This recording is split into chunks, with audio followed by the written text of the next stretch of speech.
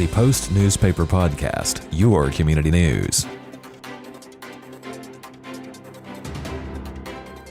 Welcome to our interview with Della Meredith of Della Meredith Chainsaw Carvings about her recent carving of Smilin Owl, a wooden alligator taking a selfie, commissioned by Keep Dickinson Beautiful, a nonprofit 501c3 organization. The carving took Meredith 3 days to complete. Smilin Owl was the informal name given to the sculpture by Keep Dickinson Beautiful's executive director and former Dickinson Mayor Julie Masters. Masters said the project was funded by a grant from Keep America Beautiful. Smilin Owl can be seen near the 2800 block of 45th Street, near the intersection at Highway 3. My name is Della Meredith. I'm a chainsaw carver, artist, and I live in LaPorte, Texas. I'm from Tarkington, Prairie, Pasadena area, and, well, actually, I was born in Pasadena. We lived in Tarkington for a long time and back in that area now. Okay. So it begs the question, what got you into carving trees with chainsaws? Well, I've always been an artist my whole life, so art wasn't something that was new to me. I'm a sculptor. I'm a sculpture major. I have my bachelor's in studio art with 3D design as my concentration. And I taught art for a long time, and then I started my own mural business, painting, windows, anything I could paint basically out by the coast. And it kind of evolved into carving because I was doing some contract work for the palapa companies out here, and there's a couple of carvers in the area, and they would hire some people to come in. So I, just with my background in sculpture, wanted to try it. So I wasn't trying to chainsaw carve. I didn't even know that they were using chainsaws. So I just would see the tikis, and I thought they were using chisels. So I just started taking home logs, and it's just something that woodworking is something that you pick it up and you just never put it down. It's very addictive. Okay. So I think that's why it just clicked for me. Okay. Recall some of those experiences where you've had a significant tree that people tried to save to a carving. There's been several, so I could pick just a couple of different ones. A lot throughout Louisiana because of the hurricanes, and a lot here lately because of the tornadoes and the storms. So I did a really big one in New Orleans on a military and Navy base, and it was from Hurricane Ida, and it was a really big tree, so it took 2 weeks to do that. So I did that and carved a lot of military motif into the stump, and on the side there's a paragraph about it's how it was killed in the hurricane and all of that. And I did another one in Cameron, Louisiana, that was a really special one because there were 2 oak trees, and one was planted by a guy's sister, and she passed away when she was 20. So the tree had been there for a long time, and during I don't remember exactly which hurricane, but there were 17 feet of water. Their house got washed away. The tree actually got hit by the house, and he was just devastated because that tree symbolized his sister to him. So the tree had 2 big branches coming off right through the middle. So I carved it into it. He wanted an angel, so it worked out perfectly for that. So it's a memorial to his sister. So is there a particular type of wood that you prefer to carve on? I guess you ostensibly could cut anything, but I know I see a lot of oak in these carvings. Is there a particular type of wood you prefer?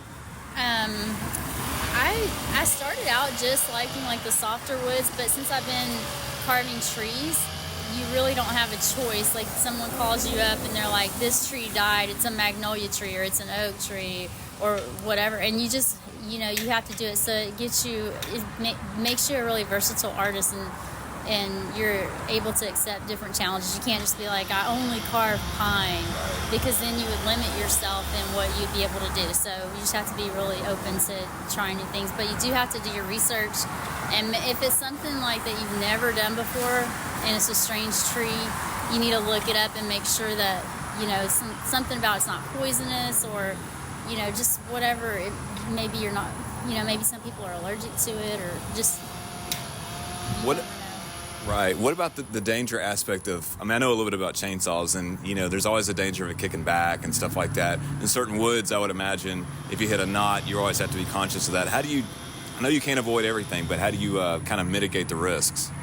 Well, I wear chaps, which just recently, like the last job I was doing was the first time ever that I actually hit my chaps with my chainsaw. So I was like, I'm always going to wear them from now on because that was a wake-up call for me. Because when it's hot outside and you feel like you're experienced and you know what you're doing, you just never know. Like even after 10 years, the first time I just did it. So, but I wear chaps. I'm just like constantly just trying to remind myself to stay focused. I don't listen to music or anything while I'm working. And I'm just really careful of... I use more of a low profile chain. They have more aggressive ones, and sometimes I have to because like here lately the stores have been sold out because of all the trees down. So, but I try to use a more low profile chain, but it is dangerous. I mean, that's just part of it. You said earlier something about 10 years. Have you been doing this for 10 years, or when would you say you started actually carving trees? 10 years ago. 10 years ago I started carving the smaller stuff. But it didn't take long for someone to ask me, hey, can you, once I started getting the hang of it, it was probably within that first year where somebody was like, hey, can you come carve this stump? And I just went and tried it, and there I am. Yeah. And this is my 10th year. Okay. So is this your full-time vocation, or do you do other things, and this is kind of something you do when you have time on the side? This has been like full-time, and I get so many calls and emails and social media messages every day that I feel like an unlimited supply of work, you know? Really? Like you can work as much as you want, as hard as you want. Okay. So this is something that, you know, because this is kind of a rare vocation. I mean, there's not a lot of people, as you said earlier, that do this. Yeah. And so it is something that if you have the skill and the ability, you could make a decent career at. Yes, definitely. There's not a lot of carvers in the area, or really, if you looked at the world and the population, there's not a lot. And compared to the, general population, it's a small thing that isn't, that people are doing. And one of our main carvers just passed away recently. Derek Dean was one that did everything in the coastal area, a lot of stuff. So that's why, whenever you get something from a carver or an artist, it's really special because it's the only one in the world. That is it. Yeah. There's not any copies of it. Right. There might be another bear, but it's not that bear. They're all original works. It's original. How far have you gone to do these projects? I know you mentioned Louisiana and, of course, I guess the Texas Gulf Coast, but have you gone outside that area? The farthest I've gone is to Arizona for Phoenix Bike Week, and I carved a life-size Harley for their for their bike week. That's crazy. So what would you say is your most intricate, most challenging work? Would it have been that motorcycle or some of the other works that you've done? The hardest thing that I've done is the one in New Orleans at the military base, because the tree, I had to work out of a lift. I had to take a lesson one day and learn how to drive it, and I drove that around for 2 weeks, and it was just really hard working out of it, like over, because I'm short. And the tree, it was a post oak or a live oak, I can't remember, but it was super hard wood, and it was probably 10 feet wide, 20 feet tall. It was just a big challenge. So it was nonstop every day from, they play, what are they playing? Anyways, the national anthem in the morning when you get there, and then at night they play taps. So from the national anthem to taps every day, working for 2 weeks straight. Yeah, I was going to ask you, what's the longest project? Was it 2 weeks, or have you had some that's gone longer than that? I did have a bigger project that went longer than that. It was for a hotel, a big statue, and that took a couple of months, just working on it a little bit every day. It was big. So what happens if you start with an original design and you get in there and there's more complications, you got to remove more material than you need to? Is there always a plan B design, and is it hard to go back to the customer and say, I'm not going to have the material I need for this, but here's my alternative plan. What do you think? Or how does all that work? So I guess when that would happen is if the tree, like on a bigger project, I'll have a drawing made, but I'll tell them, if the tree, we can't see inside the tree. It might have a damaged spot. There's no way to know. So you might want a squirrel over here, but it might not be possible. And so the design is just, up for change possibly. And I tell them that. And sometimes if I'm into a project, and this happened recently, where the tree has a significant damage, and I'll stop and just say, look, do you want me to continue? You know, because it'll work, but it's not, you know, in the best shape. But some of these older trees, I mean, you can't also, they're still going to last a long time, but it's rare for them to be in perfect condition to have an older tree, especially if it's broke by a storm or, you know, something happens to it. There's a reason, like it has some kind of damage, rot, or fungus or something going on. So to date, what's been your most memorable project? The one that you go, you know, that's the one that really meant the most to me. And why did it mean the most to you? I really like the one in Cameron. It was really meaningful. I like the story behind it. There's been several. They always, you know, there's been so many where someone is like, this tree, it was so special to my family. We're, you know, so upset because they're used to seeing it every day, and it's part of their family if it's in your yard, especially out in like the city. In urban areas, you don't have that many trees in your yard, so they, you know, there's been trees where I did one in Austin where a lady's son had passed away, but that tree was where he played that was his favorite tree, and so there's been really meaningful projects. I can't say on just one because there's been a lot. Right. So, do you still do any of the other work, any other carving and engraving and sculpture that you used to do, or is this your primary focus now because of all the business? I do smaller stuff too. I'm trying to do videos, so I'll make fish for the videos. I have those, and a lot of people are messaging me. A lot of people want their dog, like their dog has passed away, so they want a little carving of their dog. So I do those, and just I have a surfboard I have to make. Some sports type stuff. There's people always are asking for stuff, so I do as much as I can. You know, I figure. Yeah. So do you have your own? Is everything done out in the field, or do you have your own studio somewhere that you go and do those smaller projects and come out here for the big ones? I'm over at Lucky's, off of it's not far from here. It's off 146. I'm renting a palapa space from him.